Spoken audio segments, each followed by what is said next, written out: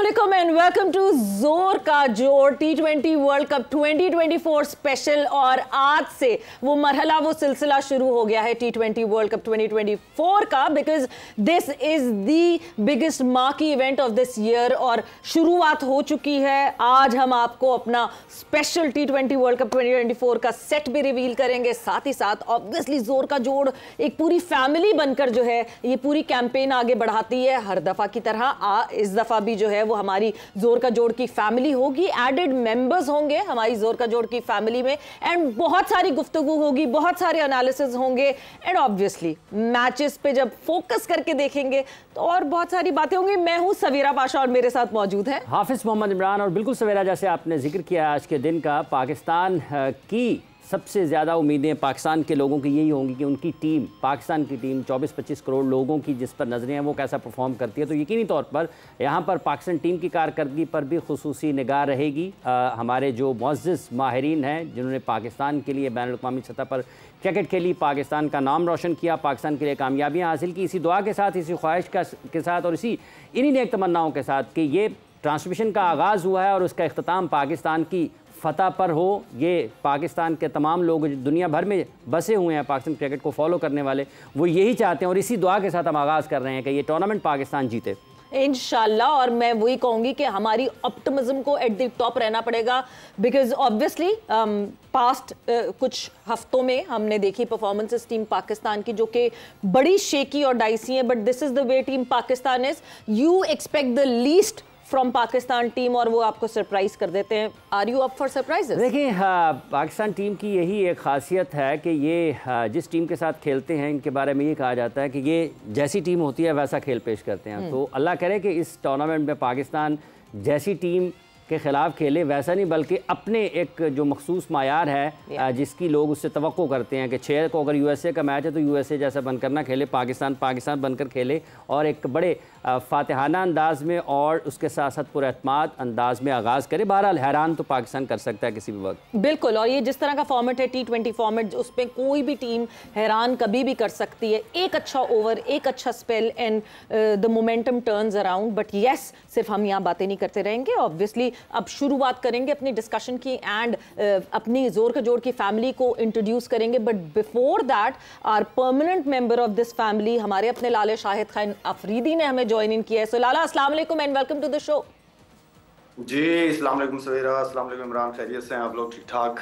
बिल्कुल जी, खैरियत से। Lala, excited for this big marquee event, और एक्साइटमेंट ज्यादा है या टेंशन ज्यादा है कि टीम पाकिस्तान क्या करेगी?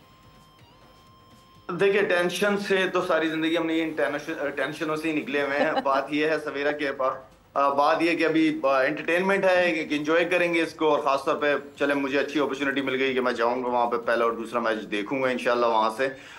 तो वो एक अलग खुद ग्राउंड में बैठ के मैच देखना, उसका मजा कुछ और है, और खासतौर पे पाकिस्तान इंडिया का मैच हो तो एक्साइटमेंट काफी है।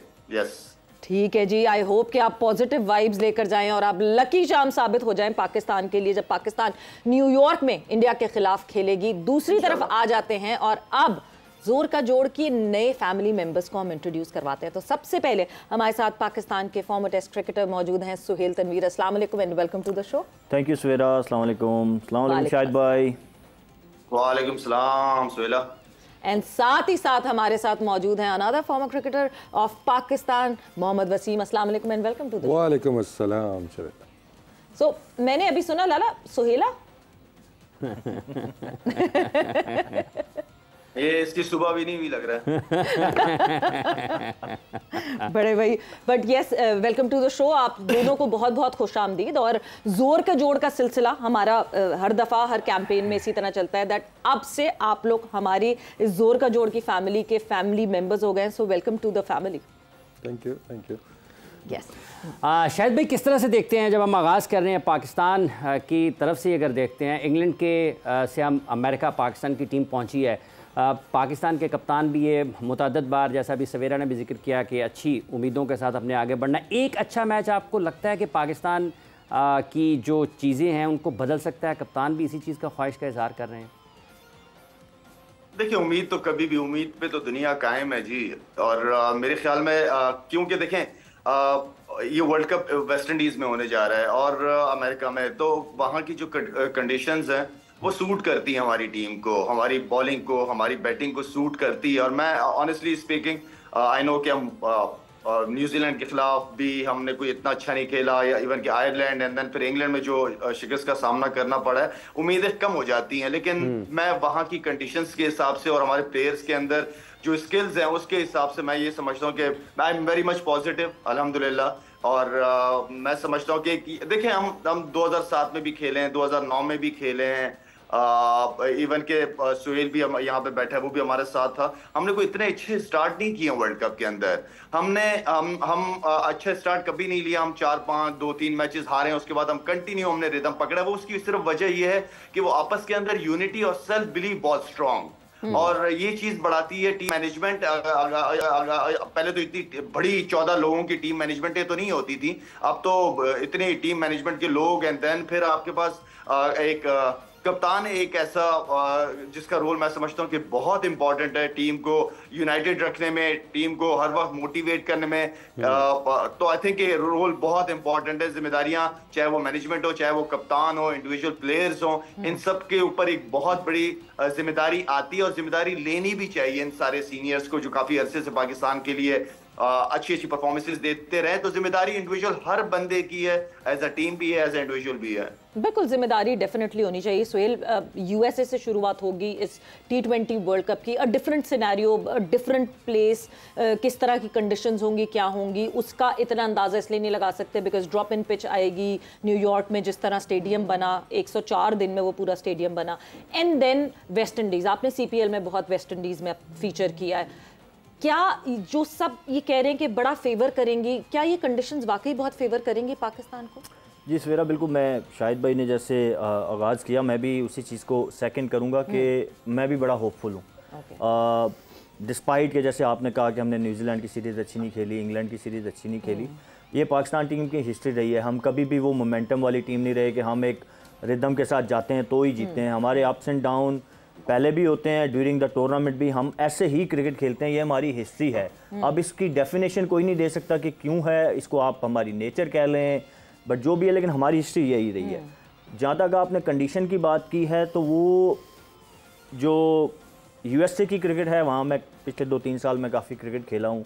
जो न्यूयॉर्क वाला मैच है, ड्रॉप इन पिच है, वो शायद थोड़ा हमें सूट नहीं करे पिच, क्योंकि वो बाउंस होता है उस पिच में, स्लो होता है लेकिन बाउंस होता है थोड़ा ड्रॉप इन पिच पे, जितनी मैंने ड्रॉप इन पिच पे क्रिकेट खेली है। बाकी जो 2 ग्राउंड हैं जहाँ पे हमारे मैचेस होने जा रहे हैं, वो सिमिलर टू कैरेबियन पिचेस, खासकर जो फोर्ट लॉरेडोल का ग्राउंड है, वो शारजा वाली पिच है, स्किटी पिच है, बिल्कुल नीचे नीचे बॉल आता है, उसमें ऊपर बॉल नहीं आता। बिल्कुल हमने शारजा में बहुत क्रिकेट खेली है। And then if you go to Caribbean, तो वहाँ पे भी वो स्लो पिचेस हैं। मेनली एक सेंट लूसिया का ग्राउंड ऐसा है जहाँ की पिच आप कह सकते हैं कि थोड़ा सा बैटिंग फ्रेंडली, सीमर्स को हेल्प करती है, बॉल थोड़ा आता है बल्ले पे। बाकी हर जगह पे, पोर्ट ऑफ स्पेन की बात करें आप, गयाना की बात करें, बारबाडोस की बात करें, हर जगह पे आपको स्पिनिंग फ्रेंडली कंडीशन मिलेंगी। और जिस तरह का हमारा कम्बिनेशन है, जो हमारी टीम है, उसको देख के मुझे बड़ी हाई होप्स हैं कि इंशाल्लाह हम अच्छा डिलीवर करेंगे, और हमें करना चाहिए। हमारी बैटिंग, क्योंकि वहाँ पे हाई स्कोरिंग गेम्स नहीं होने जा रहे, जो टूर्नामेंट में डीप हम जाएंगे तो वहाँ पे पिचेस और टायर्ड होती जाएंगी, तो 160 170 वाले टोटल होने हैं। तो हमारी बैटिंग की जो नेचर है, बाबर और रिजवान के गिर्द जो घूमती है, बाबर और रिजवान की जो बैटिंग की नेचर है, उसके हिसाब से हमें लगता है एज ए एक्स क्रिकेटर, मुझे लगता है कि हम वहाँ पे अच्छा हमें करना चाहिए।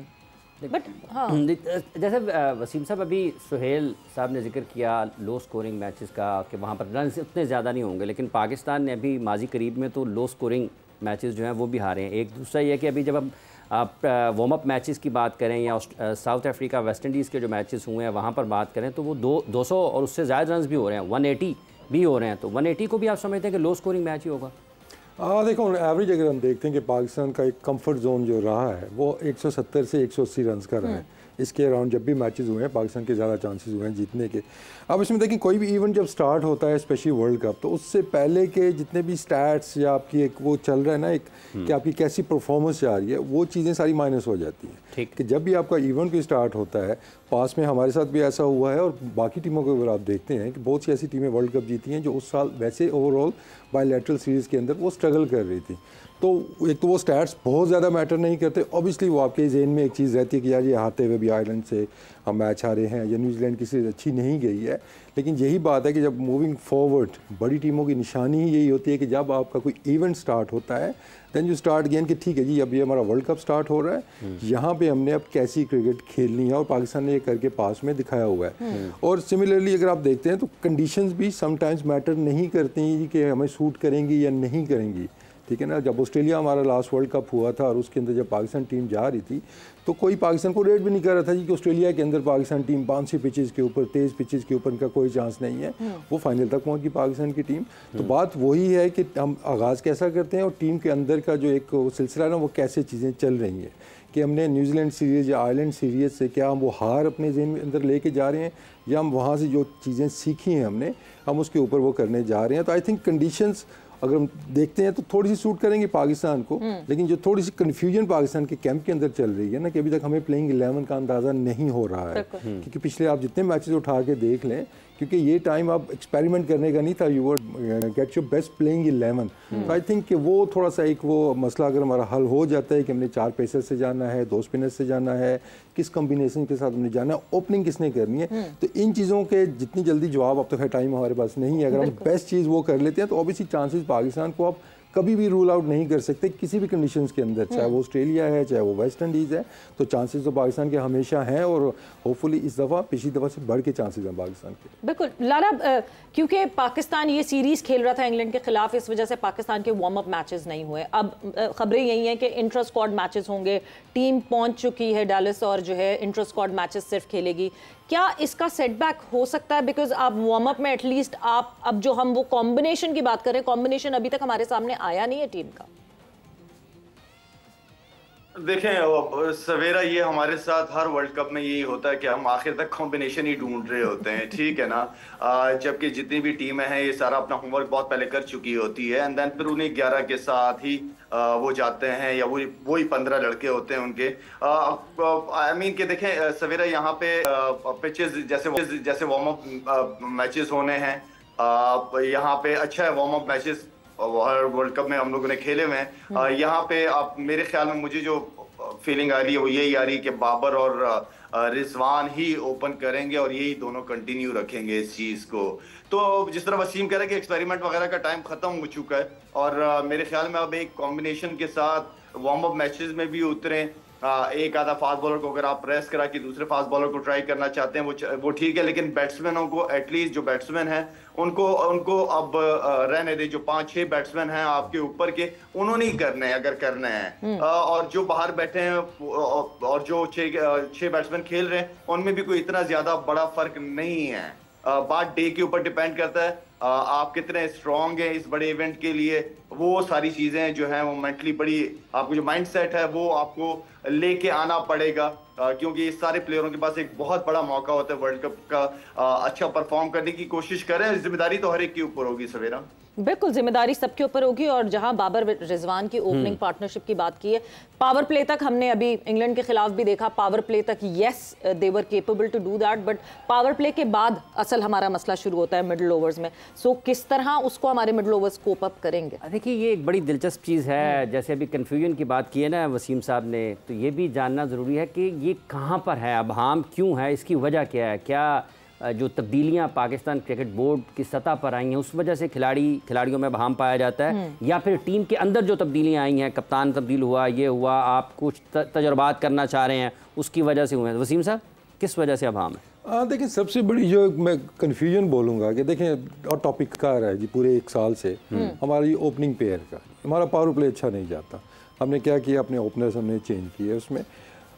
अब उसका फ़ायदा कितना हुआ वो स्टैट्स आपके सामने है कि कितना हमारा स्ट्राइक रेट ऊपर गया है। दूसरा देखें, अगर आपके चले आप कह लीजिए प्रॉब्लम था जी कि ये ओपनिंग जो जोड़ी है कि ये थोड़ा स्लो खेलती है, हालांकि प्रॉब्लम हमारा था मिडिल ओवर्स का कि 7 से लेके 14 ओवर्स तक। तो आप उन्हीं में से एक लड़का उठा के बाबर या रिजवान को आप उस एरिया के अंदर जा रहे हैं जो उनकी एक्सपर्टीज़ है ही नहीं है, जहाँ पे वो ज़्यादा स्ट्रगल करते हैं। तो वो बात उस तरह की बन ही नहीं, क्योंकि देखें आपने होता है ना 1-2 बेस्ट प्लेयर हैं उनके अराउंड ही आपने टीम को बनाना होता है। तो आई थिंक ओपनिंग पेयर का हमारा इतना इशू नहीं था जितना मिडिल ओवर्स का था। तो अभी आपने वो ओपनिंग पेयर भी छेड़ दिया, आपने नया लड़का भी ट्राई किया, वहाँ भी सक्सेस नहीं मिली है। तो जैसे आखिरी मैच में हमने देखा कि बाबर रिजवान वापस ओपनिंग पे आए, तो लग यही रहा है कि वर्ल्ड कप के अंदर भी यही दोनों मिडिल ओवर्स का मसला, क्या मिडिल ओवर्स का मसला हम वर्ल्ड कप में सॉर्ट आउट कर सकेंगे? क्या उसको किसी तरह कोई ना कोई कहीं किसी तरह मैनेज कर सकेंगे? वक्त एक ब्रेक का हुआ, ब्रेक पर जा रहे हैं और ब्रेक से वापस आएंगे। सो यस, इंग्लैंड के खिलाफ जो चौथा T20 खेला, क्या उसमें लैप्सेस थे और क्या उन लैप्सेस से उठकर हम वर्ल्ड कप के लिए जा सकेंगे? After the short break.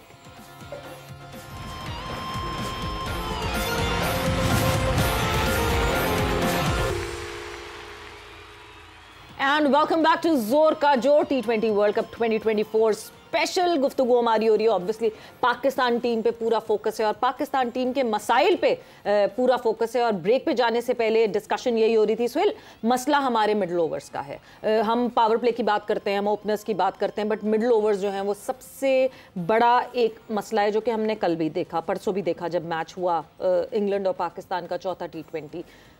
क्या उस मसले को कहीं ना कहीं आपको लगता है कि सॉर्ट आउट कर पाए हैं हम, या उसी तरह ये मसला रहेगा 2-3 मैचेस में वर्ल्ड कप में और उसके बाद हम कहेंगे अच्छा जी अब ये कर लेते हैं? देखिए मसला, आगे वसीम भाई ने भी बात की कि हमें बजाय ओपनर्स को चेंज करने के, मसला हमारा ओपनर पहले 6 ओवरों में ठीक खेलते थे, कोई 2-4 रन का ही डिफरेंस आता था अगर आप एवरेज के हिसाब से देखें। 6 ओवर के बाद रिजवान और बाबर खेलते लंबा थे, 13-14 ओवर तक खेल जाते थे। वो जो मिडिल का पीरियड है ना, उसमें रन रेट हमारा स्लो हो जाता था। अब उसमें मुझे लगता है कि सोल्यूशन ये होना चाहिए था कि इन दोनों में से किसी एक की जिम्मेदारी होनी चाहिए थी कि वो कॉन्टीन्यूसली एक साइड से अटैक आप करें, क्योंकि मॉडर्न डे अब T20 क्रिकेट में आपको पता है कि मिडिल ओवर्स में भी आप वो पुराना आज से 7-8 साल पहले जब हम खेलते थे तो मिडिल ओवर्स में 6-7 वाली प्लानिंग हुआ करती थी। बट नाउ डेज आपने अभी इंग्लैंड की भी अप्रोच देखी, बाकी टीमों की अप्रोच भी देखें, तो एटलीस्ट वो एक साइड से एक बैट्समैन जो है वो अटैक करता रहता है। तो मेरे ख्याल में सोल्यूशन बजाय इसके कि हम इतना सारा जो हमने ये एपिसोड की हैं, साइम खेला, कभी कोई खेला, फेलियर हुए, हम इन्हीं 2 में से किसी एक, रिजवान की आप कर देते यार कि 6 ओवर के बाद एटलीस्ट एक साइड से अगर आप अटैक करते तो वो जो हमें थोड़ा सा मिडिल ओवर में प्रॉब्लम आ रहा था वो सॉर्ट आउट हो सकता था, बजाय कि हम इतने मेजर चेंजिंग करते। तो लेट्स सी कि अभी वो आई एग्री कि मुझे लग रहा है कि वो बाबर और रिजवान और आइडियली इनको ही जाना चाहिए, क्योंकि जिन कंडीशन में हम खेलने जा रहे हैं, एज आई सेड कि मुझे लग रहा है कि 170 वाले मैचेस ही होने हैं। तो इन्हीं को जाना चाहिए। थोड़ी सी अप्रोच अगर डिफरेंट हम कर लेंगे तो मुझे लगता है कि हम बेहतर रिजल्ट्स प्रोड्यूस कर सकते हैं। इतनी मेजर चेंज करने की ज़रूरत नहीं थी जो हमने ये सारे पिछले टाइम में की है। अच्छा वसीम साहब, ये जो जैसे अभी मिडिल ओवर्स का जिक्र हो रहा है कि जैसे सुहेल साहब ने ये कहा कि इन दोनों में से किसी एक को वो किरदार निभाना चाहिए था जो आपकी रन रेट जो है 10 से ऊपर का हो। क्या कभी कोई बात हुई इस हवाले से कि दोनों अपनी शॉट्स में वेरिएशन आनी चाहिए और उसमें इम्प्रूवमेंट आनी चाहिए, कोई आपके स्कोरिंग जोन जो है वो बढ़ने चाहिए और उस पर काम करने की ज़रूरत है? कुछ बात होती रही है, कुछ कायल करने की कोशिश की गई, या फिर जो है जैसा है कि बुनियाद पर हम आगे बढ़े जिसकी वजह से फिर ये चीज़ें गैर मामूली अंदाज में आगे बढ़ी? देखिए ये पॉइंट रेज किया था जब मैं भी क्रिकेट बोर्ड के अंदर था, ऑब्वियसली हेड कोच भी थे बैठे हुए, सकलैन थे उस टाइम पे, बाबर रिजवान दोनों को बिठा के ये बात उस टाइम की थी कि हमें स्टेप अप करना पड़ेगा जहाँ पे ज़रूरत है। क्योंकि देखिए हमारा जो जीत का एक रेशो था वो बड़ा अच्छा एक चल रहा था और उसी में सक्सेस आपको मिल रही थी, तो उसमें फिर चेंज लाना फिर आपके लिए मुश्किल भी हो जाता है। और सम टाइम आते हैं इट डजंट मेक सेंस कि यार हम जीत तो रहे हैं सारे मैचेस, तो हमें चेंज करने की क्या ज़रूरत है। लेकिन एड्रेस डेफिनेटली ये चीज़ कही गई थी। अभी सुहेल ने जो बात की है कि एक प्लेयर को कम से कम स्टेप अप करना चाहिए, मैं से एक स्टेप फर्दर जाऊँगा कि दोनों को करना पड़ेगा। ये एक एंड से T20 में रन्स नहीं बन सकते आपके, फिर प्रॉब्लम भी आ जाती है कौन करेगा कौन नहीं करेगा, ठीक है ना। अब ये स्क्वाड से और रिजवान कर लेगा या बाबर कर लेगा, वहाँ पे भी थोड़ा से कुछ मसाइल आ जाते हैं। लेकिन अगर आप देखते हैं कि मॉडर्न डे क्रिकेट के अंदर अब जो डेथ बॉलिंग है वो बहुत टीमों ने इम्प्रूव कर ली है। तो आपके आखिर में लेट्स से अगर आपने टारगेट किया मैंने 5 ओवर हमने 80 रन बनाने हैं, वो इतने ईजी नहीं है। अब पाकिस्तान की आप बॉलिंग देख लें कि लास्ट मैच जो इंग्लैंड वाला हुआ है, आखिर में अगर उनके नॉर्मल ओवर लगते जैसे लगने चाहिए तो वो तो 200 से ऊपर की कहानी वहाँ पे आपको नज़र आ रही थी। इसलिए और ज़रूरी हो जाता है कि you don't leave too many for the last 5 overs. आप जो मिडिल ओवर्स हैं उसमें आपको दोनों तरफ से अटैक करना होगा। हमारा जो थोड़ा सा जो इशू है कि हम 6 ओवर्स में तो ऑब्वियसली जब आपके फील्डर्स ऊपर हैं बाउंड्री का इंटेंट होता है, लेकिन जैसे ही सर्कल खुलता है हमारा इंटेंट सिंगल्स पे आ जाता है कि स्ट्राइक रोटेशन नहीं, you go for the boundaries. उसके अंदर जो आ जाता है स्ट्राइक रोटेशन वो टीम के लिए फायदा मंद है, क्योंकि अगर आप सिर्फ स्ट्राइक रोटेशन की तरफ जाएंगे, बाउंड्री का इंटेंट नहीं होगा तो आप बाउंड्री वाली बॉल को बाउंड्री नहीं मारेंगे, आप उसी को नीचे मार के आप उसके ऊपर सिंगल कर लेंगे। तो हमें इंटेंट दोनों तरफ से बेहतर करने की जरूरत है। उस इंटेंट के लिए कैपेबिलिटी भी तो होनी चाहिए। क्या बाउंड्रीज हिट करने की कैपेबिलिटी है? We are playing Azam Khan because हमारे पास बाउंड्री हिट करने वाला कोई प्लेयर नहीं है, इसलिए हम आजम खान की फिटनेस पे कॉम्प्रोमाइज करके उसको टीम में हमारा कोई बैट्समैन ऐसा नहीं है जिसको बाउंड्री मारनी ना आती हो। ये तो गलत एक हो गया कि सिर्फ आजम को हिट मारनी आती है, बाबर को छक्के मारने नहीं आते या रिजवान को छक्के मारने नहीं आते। जो भी आपके प्लेयर्स हैं इंटरनेशनल क्रिकेट खेल रहे हैं उनको आती है। दूसरा इस पे एक थोड़ा सा सोहेल पॉइंट ये कि देखें हम वो जेन में रखा होता है विकेट्स इन हैंड वाला अब दौर खत्म हो गया। दूसरा हमारा जो डीप लेकर जाना है, हमारा जो प्लेइंग 11 में देखें कि हमेशा आप 7 से 8 बैट्समैनों के साथ जाते हैं। ये शादाब भी बैटिंग कर लेगा, इमाद भी कर लेगा, शाहीन भी थोड़ी कर लेता है, तो वो बैठे के बैठे रह जाते हैं। तो जब आपकी लंबी बैटिंग लाइन अप है तो फिर तो आपने मोमेंटम अपना रोकना ही नहीं है कि आपके पास बहुत बैटिंग मौजूद है। तो I think this is very important कि आप दोनों एंड से एक मोमेंटम के साथ खेलें, इसकी रिक्वायरमेंट ऐसी हो गई। लाला ये जो बात हो रही है कि दोनों एंड से एक ही मोमेंटम से खेलना पड़ेगा, बिकॉज हमने देखा अभी इसी इंग्लैंड वर्सेस पाकिस्तान की सीरीज में जहां पे फखर जमान एक साइड से हिट आउट कर रहे थे और क्योंकि 7 पार्टनर्स जो है उनके हिट आउट नहीं कर रहे थे, इवेंचुअली हम एक अच्छे टोट पे उस वक्त भी पहुंच नहीं सके। बट टॉकिंग अबाउट दैट, हम कंडीशंस की बात कर रहे हैं, हम वेस्ट इंडीज की कंडीशंस की बात कर रहे हैं। पिछले मैच में हमने देख लिया कि स्पिन पे भी कोई बहुत हम जबरदस्त नहीं खेलते हैं, स्पिन पे भी स्ट्रगल करती है हमारी बैटिंग लाइनअप। और हम अगर कह रहे हैं कि ड्राई और स्पिन कंडीशंस हमें वेस्ट इंडीज में मिलेंगी तो वहां हमारे बैटर्स कैसे उसको फेस करेंगे? सवेरा यहाँ पे जो मैं इसलिए थोड़ा सा होपफुल हूँ पाकिस्तान टीम से, क्योंकि देखें वहाँ पे जो कंडीशंस की बात हम कर रहे हैं वो हमें क्यों सूट करती है। वहां पे आपको 200+ रन की जरूरत नहीं है, वहां पे आपको 170 रन जो है वो हमारे लिए अच्छे रन होंगे। और वहां पे फिर रोल बहुत इंपॉर्टेंट आएगा, आपके स्पिनर्स का रोल बहुत इंपॉर्टेंट आएगा। तो यहाँ पे जो हम बात कर रहे हैं कि दोनों एंड से दोनों बैट्समैन चांस उस वक्त लेते हैं जब थोड़ी सी पार्टनरशिप बिल्ड हो जाती है, लेकिन अगर वो उसके बाद फिर दोनों बैट्समैन जो है वो 8 रन 9 रन का एवरेज आपको लेके चलना पड़ेगा। आपको यहाँ पे लेके चलना पड़ता है आपको, जो 7 से 14 ओवर के बीच की बात हो रही है वो सबसे इंपॉर्टेंट चीज है। लेकिन T20 के अंदर जब बैक टू बैक विकेट गिर जाती है ना, वो भी वहां फिर आप बैकफुट पे चले जाना शुरू हो जाते हो, फिर वहां से कम बैक करना मुश्किल हो जाता है। हमारे बहुत सारे बैट्समैन जब जाते हैं बैटिंग के लिए, उनके जहन में ये होता है पहले यार मैं किसी तरीके से अपने कोई 10-15 रन कर लूं, तो 10-15 रन के लिए वो फिर 10-15 बॉली भी खेल जाते हैं। तो जो आपकी इंटेंट है वो पॉजिटिव ही होनी चाहिए। अगर आपको आपके एरिया में अर्ली ऑन पहला बॉल क्यों ना मिले, इसलिए कि सारी जिंदगी आपने उसकी प्रैक्टिस की। अगर आपको पता है कि मेरा पहला बॉल, ये एरिया मेरा स्ट्रांग है, अगर मुझे पहला बॉल मिलेगा मैं नहीं छोड़ूंगा। हाँ, जो गुड बॉल है, good ball co dot ball में कन्वर्ट करने से बेहतर है कि आप जैसे बाबर खेलता है वो सिंगल ले लेता है या रिजवान ले लेता है अच्छी बॉल के ऊपर सिंगल। तो ये स्किल्स आपके पास होनी चाहिए।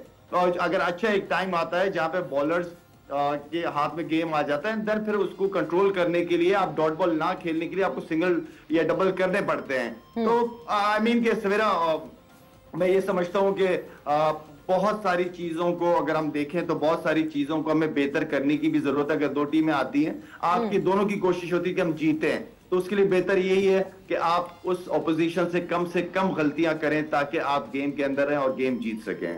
अच्छा, इंग्लिश कंडीशंस में आपने आदिल राशिद को देखा, उन्होंने पाकिस्तान के लिए मुश्किलात पैदा की। 2 चीज़ें, बैसियत फास्ट बॉलर सोहेल साहब आप भी और बैसियत कोच वसीम साहब। अगर आप एक टीम को देख लेते हैं कि ये पेस के अगेंस्ट कंफर्टेबल नहीं है, इनको आप शॉर्ट बॉल के ऊपर जाएंगे तो ये हिलेंगे अपनी जगह से। आप ये भी देख लेते हैं कि अच्छा स्पिनर आपके पास मौजूद है और आप अवे बॉडी से या इनके कंफर्ट जोन से इनको निकालेंगे तो रन्स करना मुश्किल होगा। पाकिस्तान की ये दोनों चीज़ें नज़र आई हैं, बिलखुसूस ये जो अभी हमने हाल ही में मैच खेले हैं अगेंस्ट इंग्लैंड। तो आप बैसियत कोच अगर पाकिस्तान को प्लान कर रहे होंगे तो क्या करेंगे फिर? देखिए इसमें सोहेल भी ऑब्वियसली ये मॉडर्न क्रिकेट खेले हुए हैं, लीग्स वगैरह भी खेल के अभी रिसेंटली आए हैं। ये देखिए जो डेटा का इस्तेमाल है ना, तो ऑब्वियसली अब ऑलमोस्ट सारी टीमें करती हैं उस पर बिलीव। अनफॉर्चुनेटली हमारी टीम का बिलीव इसके ऊपर इतना ज़्यादा नहीं है, हम उसको चेंज नहीं करना चाहते। ये उस टाइम पे डिस्कशन हमारी वो तो पिच भी नहीं पढ़ते, वो कहते हैं डेटा के ऊपर जो डेटा कहता है पिच के मुताबिक भी वही फैसला कर लें, वो तो बहुत करते हैं। नहीं, पाकिस्तान टीम के अंदर ऐसा नहीं है। अच्छा। क्योंकि बाबर को हमने कन्विंस करने की भी कोशिश की तो he was not very keen, क्योंकि आपको ना बेसिक इन्फॉर्मेशन मिलती है, डेटा आपको प्रिपरेशन में आपकी हेल्प करता है कि इस पिच के अंदर इतने रन हुए हैं, ये बैटर है, यहाँ पे बचता है। ऑब्वियसली डिसीजन आपने ऑन फील्ड खुद करने होते हैं, लेकिन आपको एक सपोर्ट मिलती है, तो उस चीज़ का बाकी टीमें हमसे ज़्यादा फ़ायदा उठा रही हैं।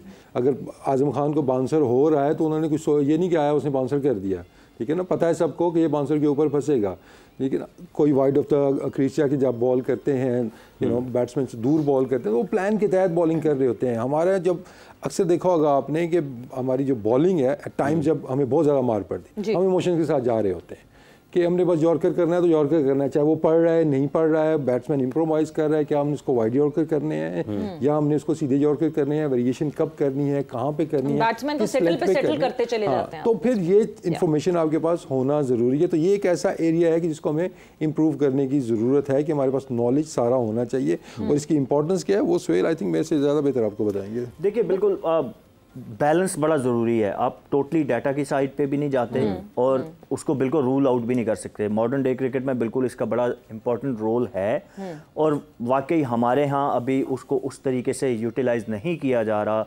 वो चाहे मैं लीग क्रिकेट PSL की बात करूँ, चाहे मैं पाकिस्तान टीम की बात करूँ, तो ये और दूसरा इसमें मुझे जो लगता है ना कि हमारे इंडिविजुअल, जैसे अभी वसीम भाई ने बॉलिंग की, फास्ट बॉलिंग की बात की कि जब मार पड़ रही होती है तो मैं खुद अक्सर जब देख रहा होता हूँ टीवी पे तो मुझे I don't see anybody bowling wide yorker या टांग को फॉलो करना। मतलब ये वो चीज़ें हैं जो एज ए इंडिविजुअल जब मैं खुद खेलता था या अभी भी खेलता हूँ, मैं मैच से पहले विजुअलाइज आप करते हैं यार कल अगर मैं पावर प्ले में बॉलिंग करता हूँ तो मैंने किन ओपनर्स को बॉलिंग करनी है, फिर मेरे आखिरी 2 ओवर आएंगे तो मोस्ट लाइकली 6-7वें नंबर वाला बैट्समैन खेल रहा होता है। तो आप विजुअलाइज करते हैं यार कि उसकी क्या स्ट्रेंथ क्या वीकनेसेस हैं, फिर आप उसके हिसाब से अपना प्लान करके जाते हैं। ऑब्वियसली मैच के दौरान चीज़ें चेंज हो जाती हैं, सिचुएशन चेंज हो जाती है, बट एटलीस्ट आप मेंटली प्रिपेयर होते हो।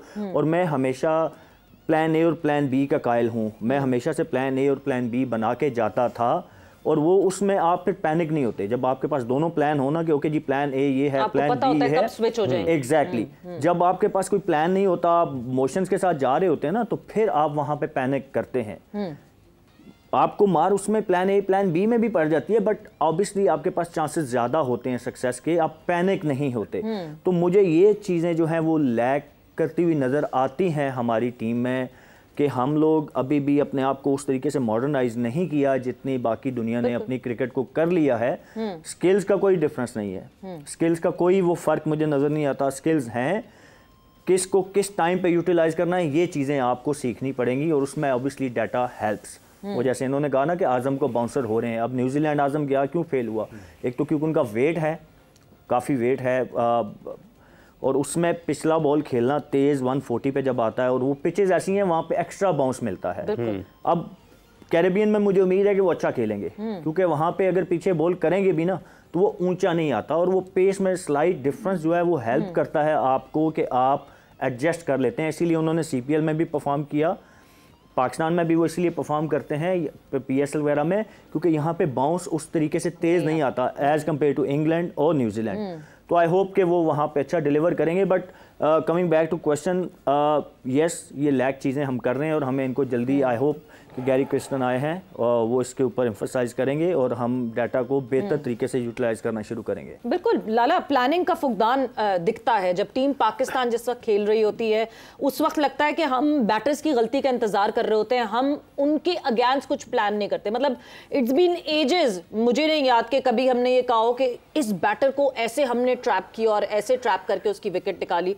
वो गलती करता है कहीं तो विकेट निकलती है या फिर कोई आउटस्टैंडिंग बॉल एक बॉलर की तरफ से होती है, बट वो ट्रैप नहीं किया हुआ होता। इन कॉन्ट्ररी पाकिस्तान के बैटर्स आते हैं, ये चौथे T20 में भी हुआ, एक जगह उनकी वीकनेसेस जो हमें पता है, हम बता सकते हैं वीकनेसेस, वो उन्होंने सारा काम किया हुआ होता है और उन्हीं वीकनेसेस पे वो ट्रैप करते हैं। सो प्लानिंग का फुकदान तो मुसलसल दिख रहा है टीम में। सवेरा देखें, डाटा की जो बात चल रही है उसमें क्या है आजकल डाटा का ही खेल है सारा। डाटा जमा किया जाता है, उस हिसाब से उस पर होमवर्क किया जाता है एंड देन उस प्लान के तहत उसको ग्राउंड में एग्जीक्यूट किया जाता है। हर प्लेयर की कोई ना कोई कमजोरियां होती हैं, जहां पे बॉलर्स अपना काम कर रहे होते हैं, बैट्समैन अपना होमवर्क करके आए हुए होते हैं अगेंस्ट बॉलर। तो डाटा का तो रोल बहुत इंपॉर्टेंट है। उस हिसाब से आप प्लान बनाते हैं ना मैच में जाने के लिए। तो मेरे ख्याल में हमें थोड़ा सा क्योंकि अब ये जो बाकी टीमें हैं ये क्रिकेट को पहचान चुकी है T20 फॉर्मेट को। शुरू में हम नया था तो हमारे लिए हर चीज इजी थी, हम अच्छे थे उसके अंदर। उसके बाद दुनिया ने इस खेल को सीख लिया है। अब जो है आपके पास जो है वो आपका mind set totally different. Sohail Tanvir ने बात की है कि पहले ये 6 रन 7 ओवर से लेकर 14 ओवर, अब नहीं है ये। अब आपको 9, 10, 8, 9, 10 इससे कम नहीं करना होता। अब लोगों का माइंडसेट अब वही 170 का दौर नहीं है, अब 100, 200, 200 प्लस का टाइम है ये। और 170 चले, 170 ये कंडीशंस के हिसाब से मैं वेस्ट इंडीज के अंदर मैं खुश हूंगा। 170 प्लस रन हमारे बहुत अच्छे होंगे, हमारी बॉलिंग की स्ट्रेंथ भी अच्छी है, लेकिन डाटा का रोल बहुत इंपॉर्टेंट है। ये आजम खान की बात हो रही है, ये सारे उन्होंने ट्रैप किए, उन्होंने होमवर्क करके आए हुए, तो हमारे बैट्समैनों का ये हाल किया हुआ था उन्होंने। बिल्कुल। और बॉलिंग की स्ट्रेंथ की बात कर रहे हैं, फिर वही स्पिन की तरफ मैं फिर से आऊंगी कि स्पिन हमारे बैटर्स से खेली नहीं जाती। हमारे मेन स्ट्राइक स्पिनर्स इस वक्त फॉर्म में नहीं हैं। इमाद वसीम आपको दिख रहे हैं जो इमाद वसीम कर रहे हैं, मगर उसके अलावा अबरार को हमने चांस नहीं दिया। अबरार को हमने देखा नहीं, मिस्ट्री की तरह छुपा के रखा हुआ है। शादाब पिछले मैच में थोड़े बेहतर लगे बॉलिंग करते हुए कंपैरेटिवली बाकी बॉलर्स से, मगर हमारे मेन स्ट्राइक स्पिनर्स कुछ नहीं कर रहे। देखिए ये थोड़ी सी परेशानी वाली बात है। देखिए सोहेल भी यही बात कर रहे हैं, आप भी कह रहे हैं, शायद भी यही कह रहे हैं कि वहाँ की कंडीशंस हमें सूट करेंगी। सूट क्यों करेंगी? स्पिन फ्रेंडली ट्रैक्स होंगे वहाँ पे। तो ठीक है, बैट्समैनों का तो है ही है ना। हमारी बॉलिंग में कि अभी हमें ज़रा मुश्किल हो रही है कि हमें स्पिन के अंदर मैच जिताएगा कौन। ठीक है, हमारी प्रिपरेशन फिर मैं कहूँगा वैसी नहीं हुई। हमें इब्रार को मैचेस खिलाने चाहिए थे, हमें साइम से ज़्यादा बॉलिंग करवानी चाहिए थी। अगर उसने प्लेइंग 11 में आना था तो उसको 4 ओवर आप कराते ताकि वो रेडी हो जाता। लेकिन हमने सिर्फ फोकस शादाब के ऊपर रखा है और अनफॉर्चुनेटली एट द मोमेंट हम नहीं कह सकते जी कि हमारा कोई स्पिनर मैच विनर है हमारे पास, क्योंकि 1 साल की परफॉर्मेंस आप देखते हैं तो कोई स्पिनर ऐसा नहीं जो हम कहें जी हमें मैचेस जिता देगा। वी आर होपिंग कि ये मैचेस हमें जिताएं। लेकिन जो थोड़ी सी एक पॉजिटिव चीज़ पाकिस्तान के लिए है कि स्पिनिंग ट्रैश के ऊपर हमारे नॉर्मली हमारे फास्ट बॉलर्स भी अच्छी बॉलिंग करते हैं। थोड़ा बॉल जब रिवर्स हो रहा हो या कटर्स वगैरह जहाँ पे यूज़फुल हो तो वो सूट करेगा पाकिस्तान को भी। तो आई थिंक दोनों तरफ से हम थोड़ा सा फंसते हैं स्पिन ट्रैक के ऊपर भी। बैटिंग के मिडिल ओवर्स और बॉलिंग के मिडिल ओवर्स दोनों में। देखिए स्पिन पे तो आप नए बॉल पे भी फंस जाते हैं ना कि देखें बाबर और रिजवान दोनों स्पिन पे उतना कंफर्टेबल नहीं है। मतलब एट टाइम ये ऑफ स्पिनर के ऊपर, अब ये डेटा कहता है ठीक है ना, ये ऑफ स्पिनर जो लग जाता है बाबर के अगेंस्ट, कोई भी न्यूजीलैंड लगा देता है, इंग्लैंड ने भी लगा दिया था, तो ये वैसे ही नहीं लगा रहे हैं। और ये चीज़ अब कहाँ से आई है इसके ऊपर तो रिसर्च हो रही है। क्रिकेट बोर्ड में बहुत बातें इसके ऊपर होती थी कि एक दौर था, शायद को भी याद होगा, कि हम दुआएं करते थे स्पिनर आ जाए। ठीक है ना, कि स्पिनर आए सही, जिस मर्जी टाइप का है, जितना मर्जी बड़ा नाम है, स्पिनर आए सही, क्योंकि सारे उस टाइम अच्छा खेलते थे स्पिन को। तो वो चीज़ शिफ्ट हुई है कि क्वालिटी ऑफ बॉलिंग नीचे आई है, तो quality of batting against the spin जो थी वो भी हमारी नीचे आई है। तो आई थिंक ये चीज़ यहाँ पे अब ये है कि अब आपके देखें इफ्तिखार आपके बेस्ट फिनिशर कहा जाता है इस टाइम पे, लेकिन स्पिन पे वो भी फंसते हैं। तो बात फिर आ जाती है आपकी शादाब के ऊपर, आजम के ऊपर कि ये स्पिन को बेहतर खेल सकते हैं। तो इतना आसान नहीं होगा जी कि स्पिन ट्रैक आएगा तो हम आराम से जीत जाएंगे। बात फिर वही है, प्लानिंग हमें करनी होगी, डेटा का इस्तेमाल हमें करना होगा।